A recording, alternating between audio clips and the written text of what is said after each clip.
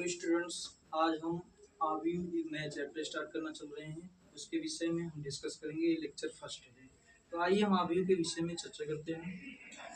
तो आव्यूह क्या होता है, इस वीडियो में हम आव्यूह की परिभाषा के विषय में स्टडी करेंगे। उसके बाद आव्यूह का अवयव क्या होता है उसको बताएंगे। फिर आव्यूह की कोटि, आव्यूह के आर्डर के विषय में हम डिस्कस करेंगे। फिर आव्यूह का निरूपण, रिप्रेजेंटेशन ऑफ आव्यूह, उसका रिप्रेजेंटेशन जानेंगे हम। फिर आव्यूह कितने प्रकार के होते हैं इसके विषय में डिस्कस करेंगे। फिर लास्ट में हम आव्यूहों की समानता के विषय में चर्चा करेंगे। तो हम आव्यूह की परिभाषा के विषय में डिस्कस करने चल रहे हैं।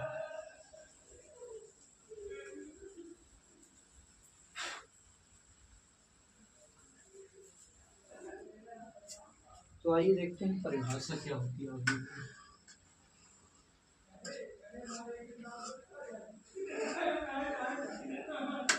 परिभाषा तो देखिए, पहले एक फिगर के माध्यम से समझते हैं।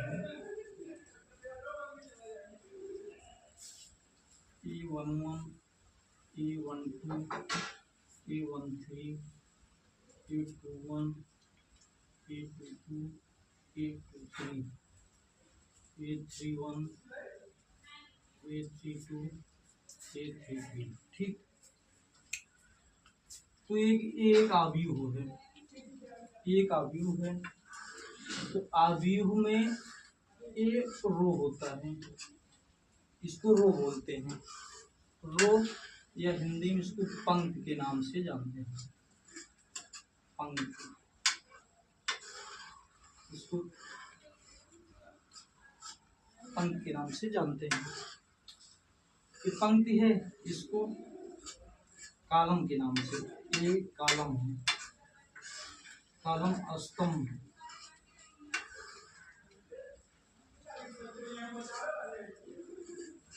इसको स्तंभ। आव्यूह को हमेशा कैपिटल लेटर से रिप्रेजेंट करते हैं। आव्यूह को हमेशा कैपिटल लेटर से रिप्रेजेंट करते हैं, और जो आव्यूह के अवयव होते हैं उसको स्मॉल लेटर से रिप्रेजेंट करते हैं। जैसे कि इसमें दिखाया गया है A11। इसका अर्थ है कि A11 पहली पंक्ति और पहला कॉलम का एलिमेंट है A11। ऐसे कोई और देखा जाए, जैसे A22 हुआ, ये दूसरी पंक्ति क्या दूसरे स्तंभ का अवयव है। अब कोई भी अवयव इसका देख सकते हैं।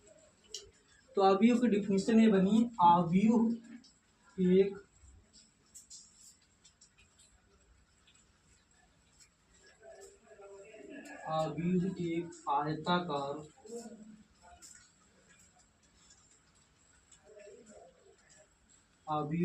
आयताकार यम पंक्ति तथा यम स्तंभ से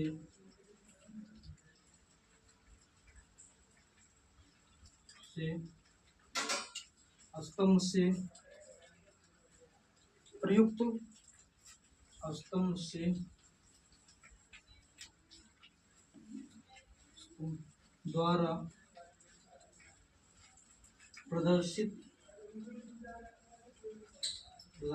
होता है। आव्यूह एक आयताकार पंक्ति और स्तंभ होता है। इसको हम पंक्ति को यम से और यम इसको स्तंभ द्वारा प्रदर्शित करते हैं। तो अगला हम आव्यूह के विषय में डिस्कस करेंगे, आव्यूह की कोटि।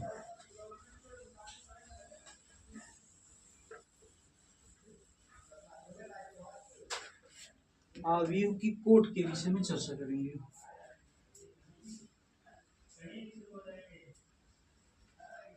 आव्यूह की कोटि,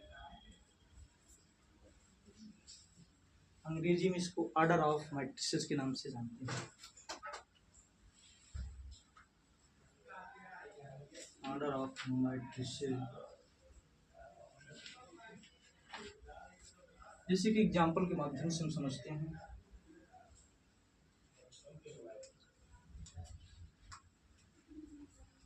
जैसे एक आव्यूह दिया गया है 1 2 3 5 8 9 7 2 1। इसे इसमें देखते हैं कि इसमें कितनी रो है, कितनी पंक्ति। इसमें 3 रो है। उसके बाद कॉलम कितने हैं इसमें, इसमें 3 रो है और 3 कॉलम है। उसका ऑर्डर जो हो जाएगा, ये अवयव 3 क्रॉस 3 का है, जिसमें 3 रो है और 3 कॉलम है।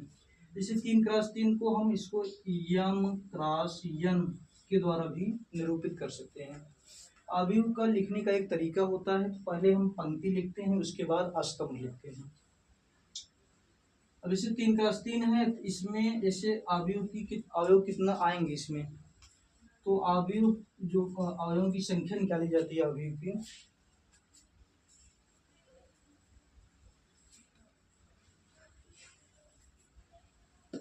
अवयव के अवयवों की संख्या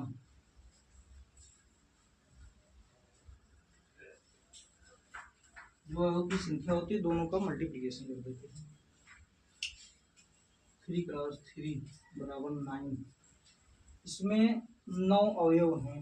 हमारा एक 3 क्रॉस 3 का अवयव है जिसमें 9 अवयव हैं। आप इसको चेक भी कर सकते हैं, यहाँ से सामने लिखा गया है।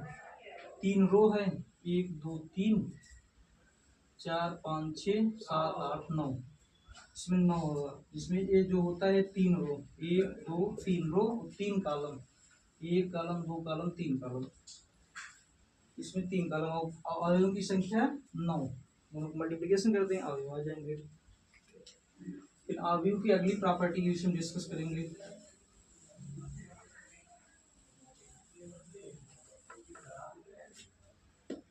अवयव को हमेशा अंग्रेजी के कैपिटल लेटर से लिखते हैं।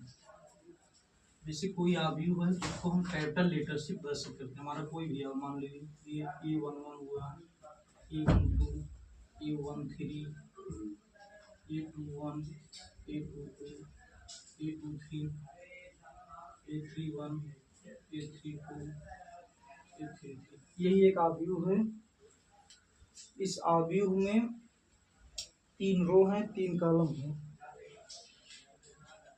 वैसे अवयव है, अवयव को हमेशा कैपिटल लेटर से रिप्रेजेंट करते हैं, चाहे ए से, चाहे बी, चाहे सी, चाहे जिससे आपने मतलब कैपिटल होना चाहिए। सब एक अवयव को हमेशा कैपिटल लेटर से निरूपित करते हैं। जो अवयव का अवयव होता है उसको स्मॉल लेटर से निरूपित करते हैं। जैसे ये है, इसमें और कोई दिक्कत नहीं है। अवयव को हमेशा कैपिटल लेटर से और अवयव के अवयव को स्मॉल लेटर से निरूपित करते हैं। अब अवयव के प्रकार के विषय में डिस्कस करेंगे।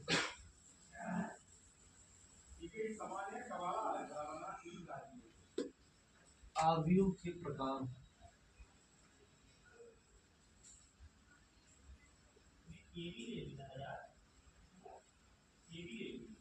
फर्स्ट है हमारा पंक्ति अवयव।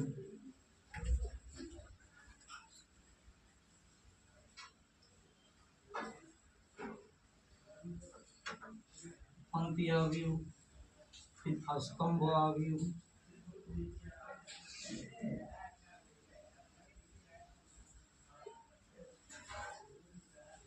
फिर इकाई अवयव,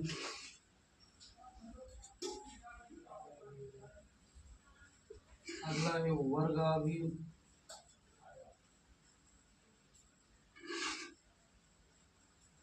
और विभिन्न प्रकार के अवयव होते हैं। इसको row matrix, column matrix, identity matrix और स्क्वायर मैट्रिक्स के नाम से जानते हैं।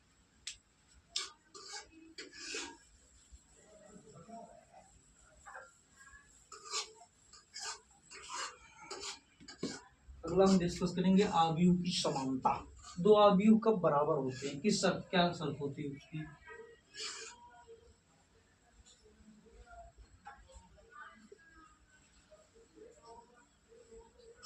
अवयव की समानता, इक्वलिटी ऑफ टू मैट्रिसेस। दो अवयव कब बराबर होते हैं, उसकी पहली शर्त है दोनों का ऑर्डर सेम होना चाहिए, मतलब सेम ऑर्डर के दोनों मैट्रिक्स हों, उनका जो क्रम है समान हो, क्रम समान हो। अगली प्रॉपर्टी है उसके संगत अवयव, करिस्पॉन्डिंग एलिमेंट बराबर होना चाहिए।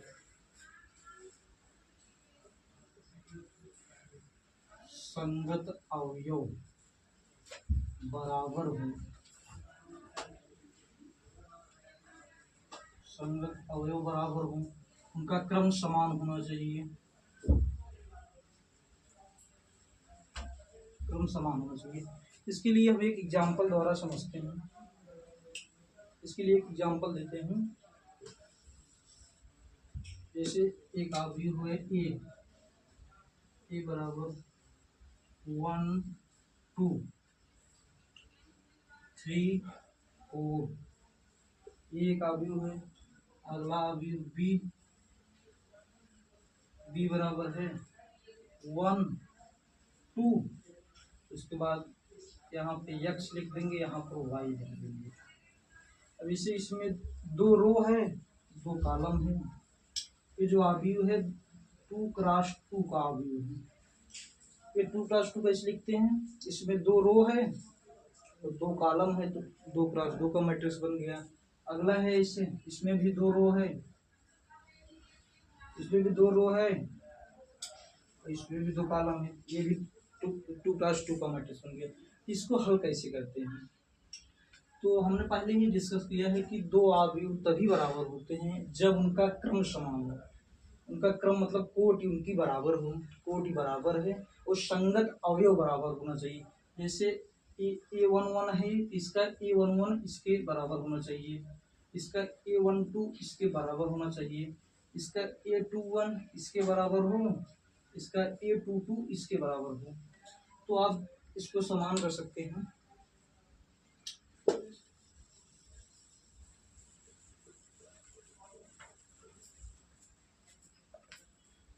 जैसे यहाँ पर आ जाएगा x बराबर 3, y बराबर 4। अवयव रिक्वायर्ड अवयव लिखेंगे हम। ए बराबर 1 2 3 4, अगला अवयव बी बराबर 1 2 3 4। देखिए दोनों अवयव बराबर हैं, दोनों की संगत एलिमेंट बराबर हैं, दोनों की कोटि बराबर है, दोनों की कोटि बराबर है, दोनों की